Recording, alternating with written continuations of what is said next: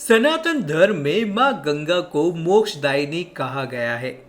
स्कंद पुराण में बताया गया है कि गंगा में स्नान करने मात्र से 10 तरह के पापों से मुक्ति मिल जाती है और दैहिक, दैविक और भौतिक ताप भी दूर होता है। माना जाता है कि पृथ्वी के अलावा मां गंगा की दो अन्य धाराएं आकाश गंगा और पाताल में हैं। हमारी संस्कृति में कोई भी शुभ कार्य गंगा के पवित्र जल के बिना संभव नहीं हो पाता। बच्चे के मुंडन के बाल से लेकर मृत्यु के बाद मनुष्य की अस्थियां तक को गंगा में प्रवाहित किया जाता है। हिंदू समाज में अस्थि विसर्जन के लिए सबसे ज्यादा महत्व गंगा नदी का ही माना जाता है। तो आइए दोस्तों जानते हैं कि अस्थियों को गंगा में ही प्रवाहित क्यों किया जाता है और अस्थि विसर्जन के बाद ये अस्थियां आखिर कहाँ जाती हैं। नमस्कार और स्वागत है आप सभी का एक बार फिर हमारे चैनल द दैविक पर। हिंदू धर्म में मां गंगा को इसलिए सर्वोच्च माना गया है क्योंकि मां गंगा श्री हरि के चरणों से निकलती हैं और भगवान शिव के जटाओं में वास करती हैं। इसके बाद वह पृथ्वी पर अवतरित होती हैं।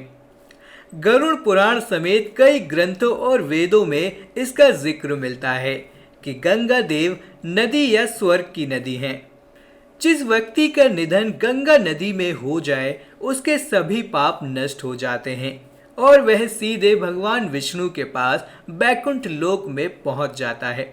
दोस्तों, धार्मिक मान्यताओं के अनुसार अस्थियों को गंगा में प्रवाहित करने से मृतक की आत्मा को शांति मिलती है और पतित पावनी मोक्षदायिनी गंगा के पवित्र जल के स्पर्श से मृतक की आत्मा के लिए स्वर्ग के दरवाजे खुल जाते हैं।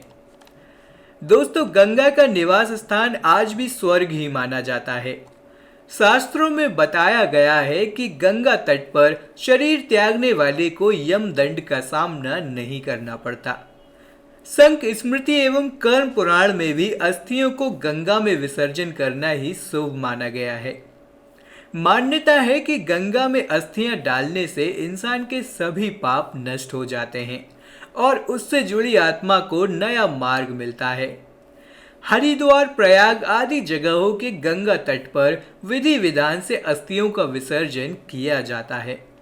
अब दोस्तों जानते हैं कि गंगा जल का जल आखिर कभी सड़ता क्यों नहीं है। तो दोस्तों कहते हैं कि इसका वैज्ञानिक आधार सिद्ध हुए काफी वर्षों बीत गए हैं। दोस्तों, कुछ लोगों के अनुसार नदी के जल में मौजूद बैक्टीरियोफेज नामक जीवाणु गंगा जल में मौजूद हानिकारक सूक्ष्म जीवों को जीवित नहीं रहने देते। अर्थात ये ऐसे जीवाणु हैं जो गंदगी और बीमारी फैलाने वाले जीवाणुओं को नष्ट कर देते हैं। इसके कारण ही गंगा का जल कभी सड़ता एवं खराब नहीं होता। दोस्तों, आपको बता दें कि इन बैक्टीरियोफेज नामक जीवाणुओं को निंजा वायरस के नाम से भी जाना जाता है।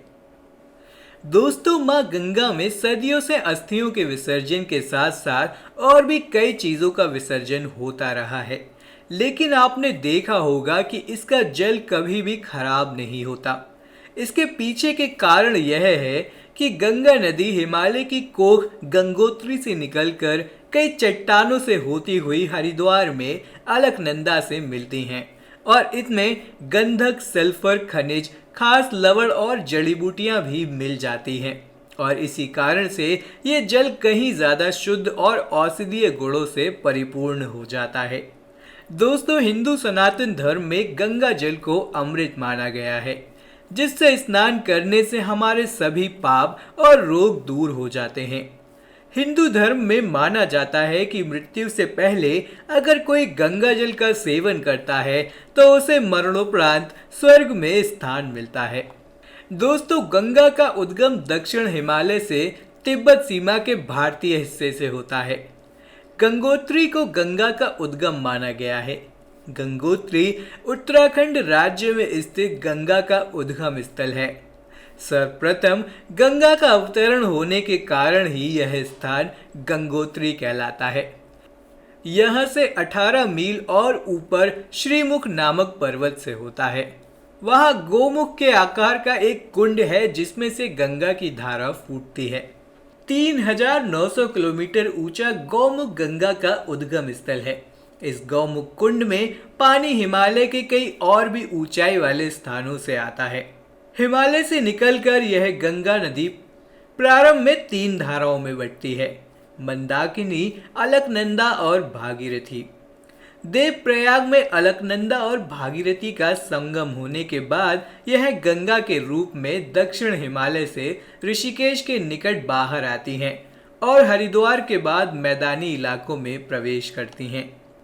अब दोस्तों हम आपको बताते हैं कि गंगा में ही अस्थियों का विसर्जन आखिर क्यों किया जाता है और इन अस्थियों का अंत में क्या होता है।